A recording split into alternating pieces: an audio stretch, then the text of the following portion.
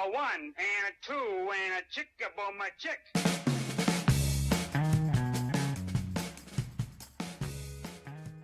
Are you a remodeler who's doing $2 million of annual revenue, maybe $3 million, maybe $1.7 million? You've got a lot of your foundation in place, but you need to continue to be motivated, encouraged. You need to continue to learn.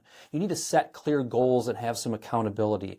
It is amazing to get around a group of non-compete remodelers through our Remodelers peer groups. 10 non-compete remodelers from around the country get together for your spring in-person retreat, your fall in-person retreat. Sprinkle in some group Zoom calls, sprinkle in some one-on-one calls with your peer group coach. It is a recipe that really works for a lot of our remodeling clients. Go to remodelersontherise.com, click on our peer groups page, and learn all about it. All right, my friends, welcome to the Remodelers on the Rise show.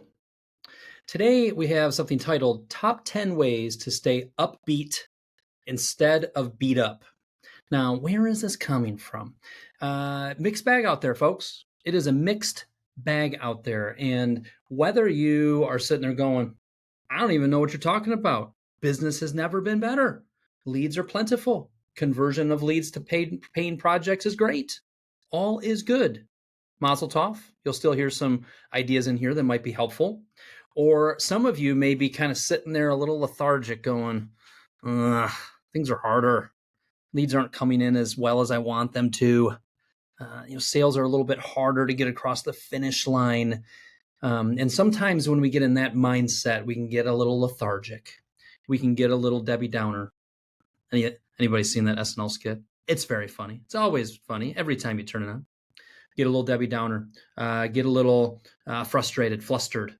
And if things are quiet, if things aren't going as smoothly as we can either sit there and mope about it and complain about it and read about it and whine about it. By the way, probably by the time you're listening to this, it will have already been June 11th, maybe not. Got my 20th year anniversary coming up with my wife, Sarah. The reason I brought that up is because I said sometimes we can get whiny. Her least favorite character traits in me / anybody is whininess. So we have to avoid that whininess. We have to avoid that lethargicness. We have to avoid all of that. And we have to figure out, if we're getting beat up, how to stay upbeat. We need to put our shoulders back. We need to take a deep breath. We need to find productive and good things to focus on if we are feeling a little beat up. Top 10 ways to stay upbeat. It's going to be rapid fire. This isn't going to be an hour long. I'm going to give you some good fodder. I'm going to get you fired up. I'm going to send you on your way to implement what you have been hearing on today's show. Top 10 ways. Number 1, sharpen your sales skills. You want to stay upbeat instead of feeling beat up? It is time to sharpen your sales skills. Sometimes when it comes to sales, we can get in a little bit of a rut. The prospects can smell it on us from a mile away if we have not been having a lot of sales success. You start pressing a little bit. You start skipping over things. You just get a little antsy. Sharpen your sales skills. Very powerful words. This is how we work. Get really clear with your process, your step-by-step. This is how we work. Confidently set those expectations. Be selling the next step in your process. Hey, we are at the initial in-person meeting. We've talked about your project. We've heard your ideas. I've been sharing all kinds of ideas. Your project's going to range anywhere from here to here. We've given them their free estimate, if you will. We've given them the ballpark range. And now you say, our next step in the process is our design and project development agreement. And then sell that like a superstar. Sell your next step like a professional. Practice it. Lean into following your process well. So that's the first one. Sharpen your sales skills. Practice handling objections, whether it be pricing, whether it be, can you offer this to me free of charge? Can you just give me a fixed price? Wow, that was costing a little bit more than I was expecting. Whatever objections that you hear regularly, practice how to proactively handle those objections. Sharpen your sales skills. Be a professional salesperson. It's 2025. You're telling me You've talked to the person, you've done a little bit of qualifying over the phone, and you're heading out to their home and you haven't done 10 minutes of research. You ought to know the year they bought their home. You better be on Zillow. You should be looking at the neighborhood to see if you've done projects for other people. They might be good neighbor friends with them. You should be looking them up on LinkedIn. Oh, they're an engineer. You should know that.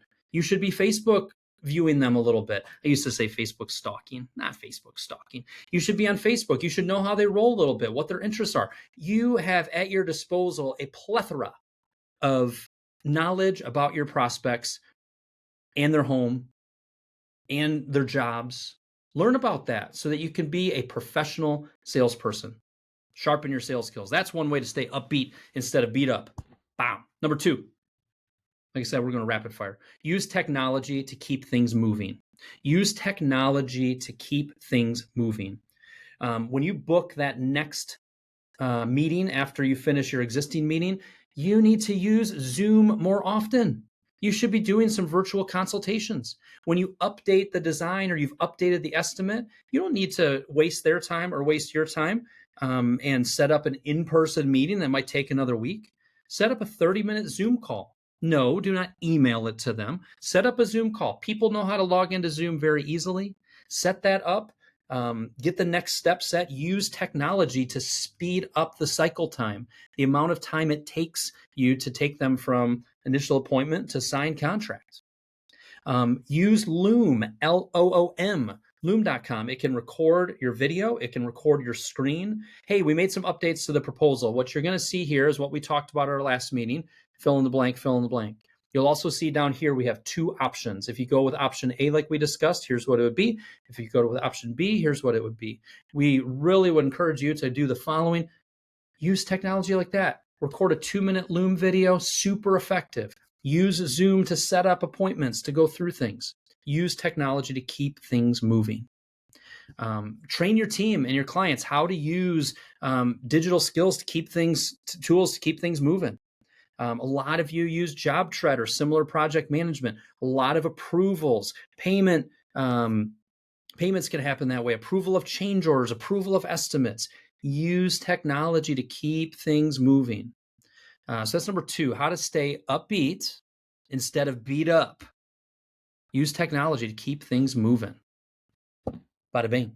Number 3, balance out the bad news. Oh, you have a favorite channel that you like to listen to? You have a favorite news source you like to listen to? Guess what? They are doing everything in their power to get you upset, fired up, and in a negative state of mind. Or to get you just tunnel focused of, yeah, those people are bad and we're good. You sit there and consume that day after day after day. It is doing something to you. It is doing something to your head. It is doing something to your heart. And if you're already in a little bit of a funk, if you're already feeling a little beat up, do not sit there and just let everything infiltrate you of bad news after bad news after bad news. I don't think there's ever been a time I've gone on Twitter and felt more uplifted after I've been on Twitter than before. Same thing goes with, I don't care if you go Fox News, MSNBC, whatever spectrum out there. Balance out the bad news. There is so much good content, uplifting content, educational content. I guess you're listening, maybe I'm preaching in the choir. You're listening to a podcast to help you balance out the bad news. Keep going. There's podcasts like mine. There's podcasts like others. You need to be balancing out the bad news so that you don't feel beat up and you feel more uplifted. Surround yourself with positive people. Surround yourself with a solid support network. Participate in peer groups or communities to feel less isolated. If you're watching the video version, I've got this little Elevate shirt. One of our Remodelers on the Rise peer groups, their name is Elevate, and they all had these beautiful little shirts made for our last in-person meeting. Balance out the bad news. Make sure that you are listening to uplifting stuff, helpful stuff, encouraging stuff. It goes for music as well. Sometimes all we need to, instead of staying upbeat, instead of beat up, is to listen to your favorite jams. That was number 3. Number 1, sharpen your sales skills. Use technology to keep things moving. Balance out the bad news. Number 4, cash flow gives you clarity. Cash flow gives you clarity. Know your numbers. Don't guess. If cash flow is struggling, if financials are murky, a lot of times what we do is we kind of shy away from them instead of leaning into it and really digging into your numbers. Maybe you need to dig into seeing what your upcoming cash flow in the upcoming months are going to be. What is your anticipated income going to be in these upcoming 3 months? How are we looking as far as our job costing and as far as holding on to all of the gross profit margin and not having a lot of slippage? As you look at your overhead expenses, is there any trimming that needs to happen? Are there any cuts that need to happen there? We need to make decisions based on facts, not fear or not, I'm not sure, or I haven't had time to look at it. Cash flow, knowing your numbers gives you clarity.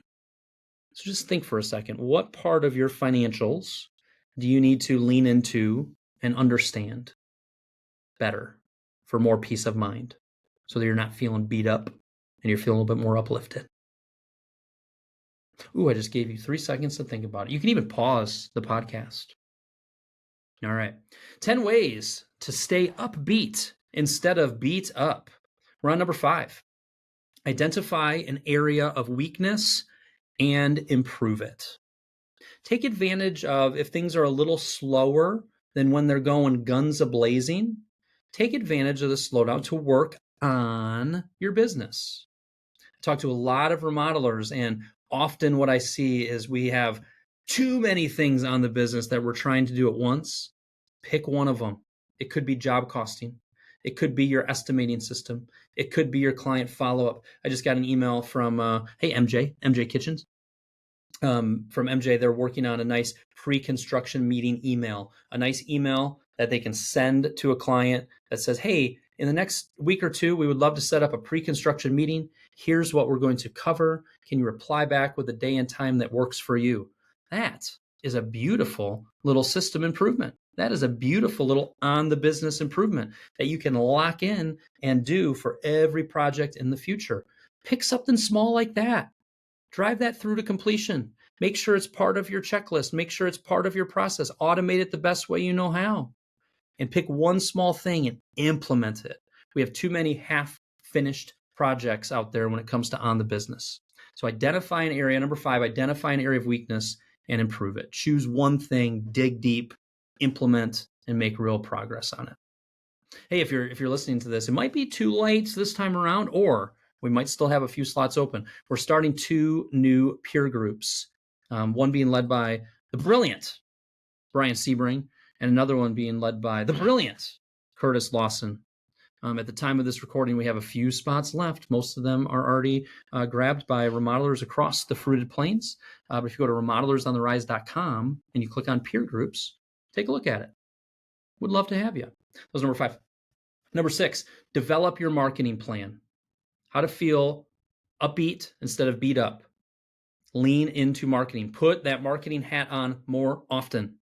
Analyze your past results, wherever our lead's been coming from. Maybe you do a little strategy when it comes to marketing and you define your ideal client. Maybe you look at all the different marketing tactics, getting Google reviews, working on search engine optimization, pay-per-click ads, reaching out to strategic partners, people that, like architects and designers and realtors. Maybe make sure your job site signs are sharp, making sure that when somebody refers you, you're thanking them and doing that consistently.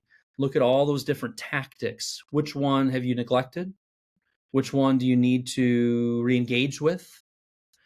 So marketing, while it sometimes can be overwhelming and unclear, see what's working already. Make sure you're tracking where your leads are coming from. Make sure you're clear on who your ideal client and your ideal project is. And look at all of these different marketing tactics. Select the ones that make the most sense and work on investing time and energy and money and implement those. When we're feeling beat up, when leads aren't coming in super strong, we need to double down on our marketing efforts. Okay. That's number 6. Number 7, create content that adds value. Again, we're talking about 10 ways to stay upbeat instead of beat up. We're going to cruise through the last 4 here. But before I tell you more about 7, I want you to listen to this little beautiful message from one of our sponsors. Attention remodelers, you are consuming a lot of our content, perhaps our podcast, our videos, our social media content, and hopefully there's a lot of good things that you're grabbing a hold of and implementing. I do hope that is the case. Did you know that our paid groups and our paid one-on-one coaching is even better? If you are a remodeler doing less than $1.5 million of annual revenue, the VIP club might be the perfect, affordable fit for you to really continue to be a remodeler on the rise. If you're over that $1.5 million mark, you have a lot of your foundation in place, our remodelers peer groups could be incredible for you. Go to remodelersontherise.com, check out our services, go to the contact page, and I would love nothing more than to hop on a Zoom call, get to know you and your remodeling business, offer some advice, and tell you a little bit about how we can help you more. Thank you so much. As I was saying, number 7, create content that adds value. Think about what people ask you about during the sales process when you talk about remodeling. What are questions people have? They have questions around how much is that going to cost? How does the process work? Is this a good product? Will I be able to take that wall down or not? People have a lot of different questions that they're thinking about when they're thinking about remodeling or when they start the process. Create content that answers common questions. I can guarantee if you do that, you will be adding value through your content creation. Tell stories, share tips, share your knowledge. Just document what is going on throughout your day and your week. Highlight what you're doing with design and project development. Show 3D design stuff. When you're out on a project, imagine you had an ideal client standing next to you. What would you show them on your job site? There's all kinds of interesting things that you probably take for granted that you could be creating content related to. So consider that. Create content that adds value. Get better and better and better at consistently creating content. How else can we stay upbeat instead of beat up? Number 8, be decisive, but don't rush. What this means is if you talk to some old timers from back in the 08, 09 period when things got real bad in our industry, a lot of them would say, oof, I wish I was a little more decisive when I saw the writing on the wall and would have made some cuts or would have invested heavier in the marketing side, or I would have done this or would have done that. Pay close attention to as things, if you're feeling real beat up, if things aren't going super strong, sometimes we have to be decisive to cut back our overhead expenses, to cut back our staffing, to be decisive with some hard decisions that we have to make in our business. You are a business owner. You have to make sometimes hard decisions. Be decisive, but don't rush. Don't be rash. Find that balance between those two. If you're losing sleep, if things are super tight, you might need to release some pressure from the business by giving yourself less of a amount that you need to cover every month in your overhead expenses. So number 8, be decisive, don't rush. Number 9, establish a routine and have some grace for yourself. It turns out if I'm feeling beat up and I'm lethargic, like I was talking about at the start, and I'm not feeling kind of in the zone, chances are I've been eating like crap. And I walk around with a stomach ache and I'm feeling tired. Chances are, if I'm feeling beat up instead of upbeat, I haven't been moving my body and I'm pretty sedentary. I'm using some big words on this podcast, sedentary. And I'm kind of just sitting around. Establish a routine and have some grace for yourself. Set a new daily rhythm. Try some different things. If you know something that works, do it. Make sure you give yourself time to rest. Go to bed on time. Get the sleep that you need. Make sure that you're investing in work-life balance. If you're feeling beat up, make sure that you as a spouse are doing everything you can to keep that relationship strong with your spouse or significant other. Make sure you're making time for your children and relationships that are close to you. Give yourself permission to not be at 100% productivity all the time. If you're feeling beat up, have some grace on yourself, but also look at your routine, what you're eating, how you're sleeping, how your relationships are, how your work-life balance is. A lot of times that can help us be a little more upbeat instead of beat up. And number 10, understand that it's going to be all right. If you are a business owner, there are going to be peaks and valleys. There are going to be times where things are clicking and everything you touch is perfect. There's going to be other times where it seems like everything you touch crumbles. Keep a long-term perspective. Consider how far you've gone in your business and everything you've overcome and everything you've implemented to get where you are. Remember that your business has weathered tough times before. Remain hopeful. I'm not saying power of positive thinking, but there's some truth to that. If you are coming to the table, if you are coming to each workday and you are just pessimistic as all get out, your day's going to be more beat up than upbeat. Remain hopeful. Stay steady. Use this time, if things are a little slower, to build a stronger foundation with a lot of things we just talked about. I wonder out of these 10, which of the 10 really jumped out at you? Sharpen your sales skills. Use technology to keep things moving. Number 3, balance out bad news. Number 4, cash flow and knowing your numbers to give you clarity. Number 5, identify an area of weakness and improve it. Number 6, develop your marketing plan. Number 7, oh, I interrupted. You should go click on that sponsor information, by the way. I would appreciate it. They would appreciate that. And you probably could move your marketing or your business forward through it. Number 7, create content that adds value. Number 8, be decisive, but don't rush. Number 9, establish a routine and have some grace for yourself. Number 10, understand that it's going to be all right. Can you email me, Kyle@remodelersontherise.com? Let me know which of these 10 were most helpful for you today. Like, for real, do that.